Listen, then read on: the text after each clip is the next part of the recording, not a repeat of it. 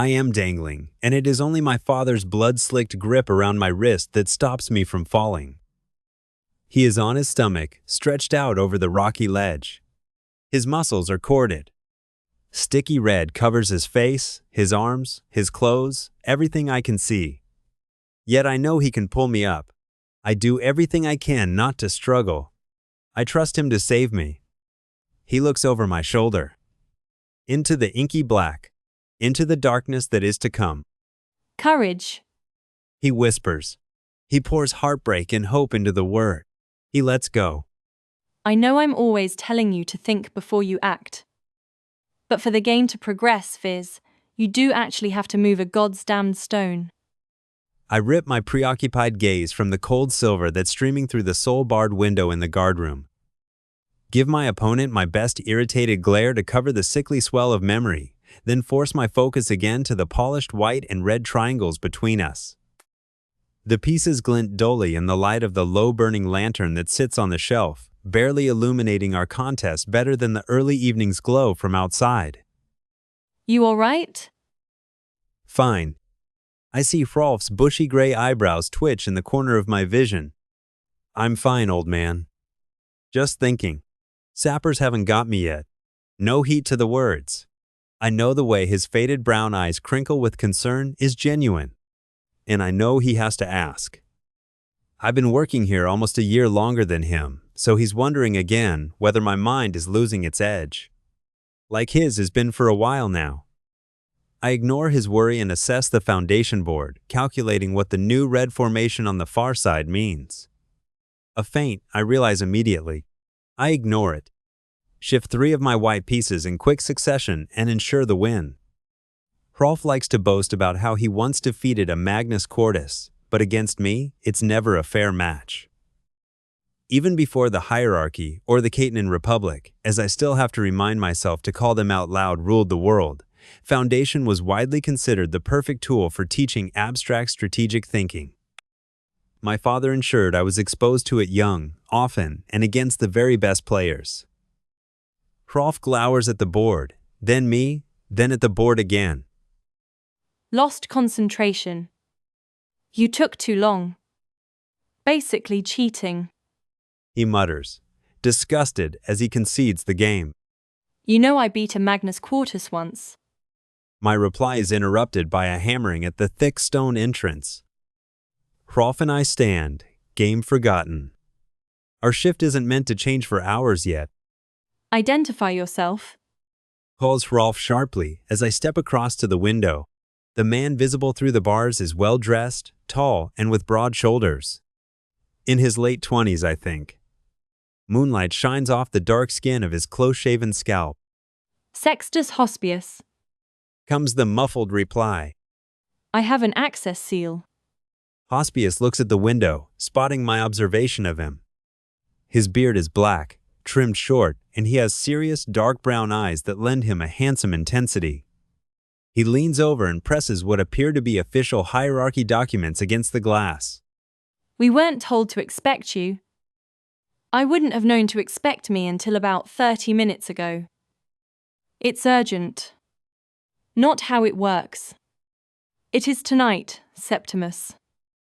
No change in expression, but the impatient emphasis on Hrolf's lower status is unmistakable. Hrolf squints at the door, then walks over to the thin slot set in the wall beside it, tapping his stone wool key to it with an irritated sharp click. The hole on our side seals shut. Outside, Hospius notes the corresponding new opening in front of him, depositing his documentation. I watch closely to ensure he adds nothing else. Hrolf waits for my nod, then opens our end again to pull out Hospius's pages, rifling through them. His mouth twists as he hands them to me. Proconsul's seal. Is all he says. I examine the writing carefully. Hrolf knows his work, but here among the sappers it pays to check things twice. Sure enough, though, there's full authorization for entry from Proconsul Manius himself, signed and stamped. Hospius is a man of some importance apparently, even beyond his rank. He's a specialized agent, assigned directly by the Senate to investigate an irregularity in last year's census. cooperation between the senatorial pyramids of governance hospice's employers, who oversee the census, and military, who are in charge of prisons across the Republic, is allowing hospice access to one of the prisoners here for questioning. Looks valid? I agree, understanding Hrolf's displeasure. This paperwork allows our visitor access to the lowest level. It's cruel to wake the men and women down there mid-sentence. Hrolf takes the page with Manius's seal on it back from me and slides it into the outer door's thin release slot. The proconsul's will-imbued seal breaks the security circuit just as effectively as Hrolf's key, and the stone door grinds smoothly into the wall. A gust of Leetons's bitter night air slithering through the opening to herald Hospice's imposing form. Inside, the man sheds his fine blue cloak and tosses it casually over the back of a nearby chair, flashing what he probably imagines is a charming smile at the two of us. Hrolf sees a man taking liberties with his space and curbs a scowl as he snaps Hospice's seal with more vigor than is strictly necessary, releasing its will and letting the door glide shut again. I see a man trying too hard to look at ease and do everything I can not to react. Probably nothing. As much as I try to convince myself, after 3 years, I'm adept at recognizing other actors. Our visitor is nervous about something. Thank you, Septimus. Hospice's gaze sweeps over me, registering my youth and dismissing my presence, focusing instead on Hrolf. I know this is irregular, but I need information from someone. A man named Nateo. Hrolf pulls the jail ledger from atop the shelf in the corner, flipping it open.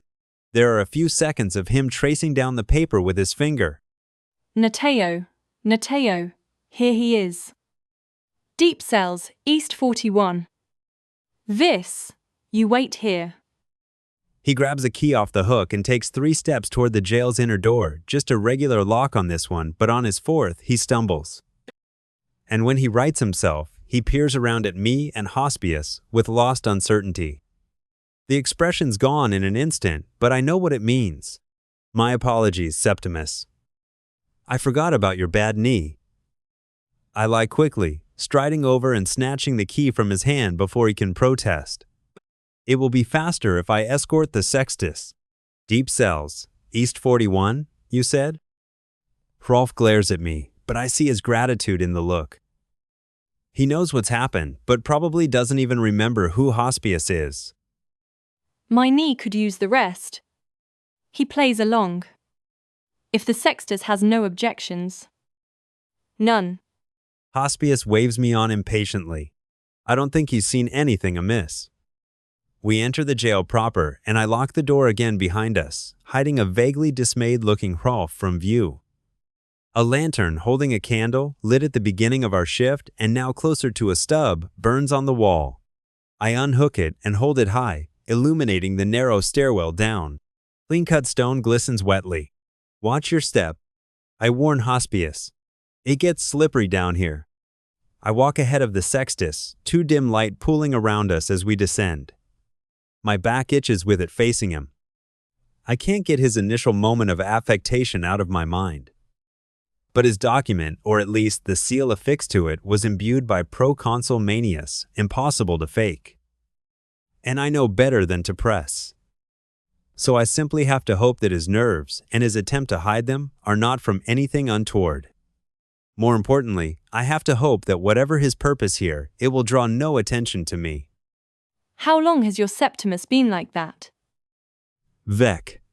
Still inclined to curse in my ancestral tongue, even if I can only risk it in my head. I paste on a puzzled expression and cast a glance back. What do you mean? He's been working here too long. Hospice's intense brown eyes search mine until I turn forward again, focusing on the steps. You don't have to worry. I won't say anything. I force a chuckle. I'm not sure what you think you saw, but you're wrong. If Proconsul Manius finds out, Hrolf will lose his position here. He's old enough that he'd be placed in a retirement pyramid, and with a suspect mind as well, he'd almost certainly be demoted to Octavius. Forced to live with constant exhaustion as he slowly used up, the hierarchy stealing years and quality from his life just as surely as they do the men and women here in the deep cells. And of course, I would have to navigate another new Septimus. Of the three who have managed Leighton's prison since I started, Rolf has been by far the easiest to deal with. Hospius just grunts in response. He doesn't sound persuaded, but nor does he press. We reach the end of the stairs, my lantern revealing smooth walls slick with damp stretching both left and right. A low hum touches my ears, almost imperceptible. Even after more than a year here, I find it unsettling. There's a half cough, half gag from behind me. What is that smell? The prisoners. I barely notice the stink of sweat mingling with urine anymore. It's really not that bad, on this level. Why don't you keep them clean? We do. We wash them twice a day, as best we can. But they can't control their bowels in the sappers. I smooth the anger from my own voice, but can't help adding. Canon regulations are to wash them twice a week. Hospius says nothing to that. We turn several corners and start down another flight of stairs, leaving the upper floor in darkness. These lead to the deepest level, where the long-term prisoners are kept. Sentences of more than 2 years, murderers and purported Anguis collaborators for the most part. It feels like we've been sending more and more people down here recently. You know your way around. Hospius's deep voice booms off the austere walls, despite his attempt to match his voice to the hushed surrounds. I don't want to make conversation, but it's riskier by far to be rude. I have to come down here every couple of nights. So you and the Septimus alternate looking after these prisoners? That's right.